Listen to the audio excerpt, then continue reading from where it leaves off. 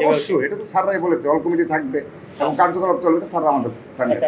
রাজনীতি এই হল থেকে নিষিদ্ধ করা যায় সে বিষয়ে তিনি এই কমিটি কাজ করবে, এটা 1-2 দিনের মাঝে হয়তো বা রিপোর্ট দেবে। ঢাকা বিশ্ববিদ্যালয়ের শিক্ষার্থী সংসদ গ্রুপ, যেখানে আমাদের দুটো ফেসবুক গ্রুপ রয়েছে যেগুলো জুলাই আগস্ট গণঅভ্যুত্থানে গুরুত্বপূর্ণ ভূমিকা পালন করেছে, আমরা সবাই এখানে সম্পৃক্ত ছিলাম। পরবর্তীতে এখানে যারা অ্যাডমিন রয়েছে তারা এটিকে একটা পুষ্টিগত করেছে এবং এখানে ঢাকা বিশ্ববিদ্যালয়ে মব ক্রিয়েট করার ক্ষেত্রে, নারীদের হেনস্থা করার ক্ষেত্রে এবং এমনকি কোনো শিক্ষক যদি গণতান্ত্রিক ভাষায় কথা বলে তাদের এগেনস্টও কীভাবে এখানে মব ক্রিয়েট করা যায় সেই প্রক্রিয়া এখানে হয়ে থাকে। এবং এটি অবশ্যই ঢাকা বিশ্ববিদ্যালয়কে রিপ্রেজেন্ট করে না। এই ঢাকা বিশ্ব শিক্ষার্থী সংসদ গ্রুপে যে ধরনের বাজে ল্যাঙ্গুয়েজ ব্যবহার করা হয় এটি কখনো ঢাকা বিশ্ববিদ্যালয়কে রিপ্রেজেন্ট করে না। তো আমরা সাধুবাদ জানিয়েছি আজকে আমাদের সম্মানিত ভিসি স্যার সহ প্রক্টর স্যার সহ তাদেরকে, তারা নাকি আরও বেশ কিছুদিন আগেই এই যারা অ্যাডমিন রয়েছে তাদেরকে চিঠি ডেকেছে, চিঠি ইস্যু করে তাদেরকে ডেকেছে। তো আমরা তাদের জানতে চেয়েছিলাম যে চিঠি ইস্যু করে ডেকেছেন কিন্তু মিডিয়াতে কেন আসবো না। তো যাই হোক, এটাও তারা গোপনীয়ভাবে করেছে। তো এটি তাদের ঠিক হয়নি যে গোপন প্রক্রিয়া অনুসরণ করার জন্য। আজকে জানাচ্ছি তারা আমাদের অবহিত করেছে যে ঢাকা বিশ্ববিদ্যালয় শিক্ষার্থী সংসদ গ্রুপের যারা অ্যাডমিন রয়েছে তাদের বিরুদ্ধে অনবরত অভিযোগ রয়েছে এবং সেই অভিযোগের সত্যতা ভিসি স্যার স্বয়ং নিজে পেয়েছেন।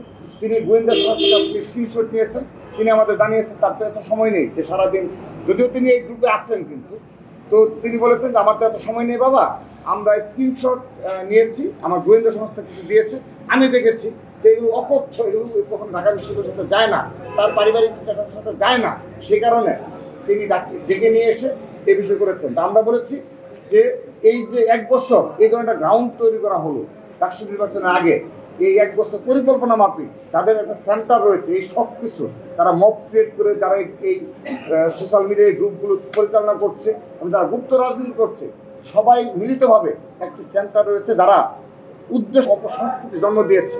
তো সে কারণে এই দুটো গ্রুপের বিষয়ে তারা আইনানুগ ব্যবস্থা নেবে আমাদের আশ্বস্ত করেছে। ডক্টর স্যার বলেছে তিনি নাকি একটা ভিডিও করেছেন, তো আমরা সত্যতা নিরূপণ করতে পারবো না, আপনার তার কাছে চাইতে পারেন। তো তারা বলেছে যে এই গ্রুপগুলোতে ঢাকা বিশ্ববিদ্যালয়ের নাম ব্যবহার করে, লোগো ব্যবহার করে, ঢাকা বিশ্ববিদ্যালয় রিপ্রেজেন্ট করে কিন্তু পুরোপুরি একটা অপসংস্কৃতির জন্ম দিচ্ছে যেগুলো পরবর্তী প্রজন্মকে বহন করে চলতে হবে। ঢাকা বিশ্ববিদ্যালয় আগামীতে এই বিষয়গুলো থাকবে, সেখানে তারা অবশ্যই এই বিষয়ে ব্যবস্থা নেবেন সে বিষয়ে আমাদের নিশ্চয়তা দিয়ে। তিনি বলেছেন যে হল পর্যায়ে রাজনীতিটা সেদিন যে মব ক্রিয়েট হয়েছিল তার বাসভবনের সামনে সবার সম্মুখে সম্মানিত উপাচার্য মহোদয় তিনি বলেছিলেন যে রাজনীতি নিয়ন্ত্রিত অবস্থায় থাকবে।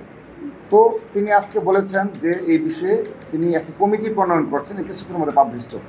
সেই কমিটি ঢাকা বিশ্ববিদ্যালয়ের এই হল পর্যায়ে রাজনীতি, ছাত্র রাজনীতির ধরন কী হবে, রূপরেখা কী হবে, সেই রূপরেখা প্রণয়নে একটি কমিটি গঠন করেছেন এবং গুপ্ত রাজনীতি এই হল পর্যায়ে নিষিদ্ধ করা যায় সে বিষয়ে তিনি এই কমিটি কাজ করবে, এটা 1-2 দিনের মাঝে হয়তো বা রিপোর্ট দেবে। অবশ্যই এটা তো স্যাররাই বলেছে হল কমিটি থাকবে এবং কার্যকলাপ চলবে, এটা স্যাররা আমাদের জানিয়েছে।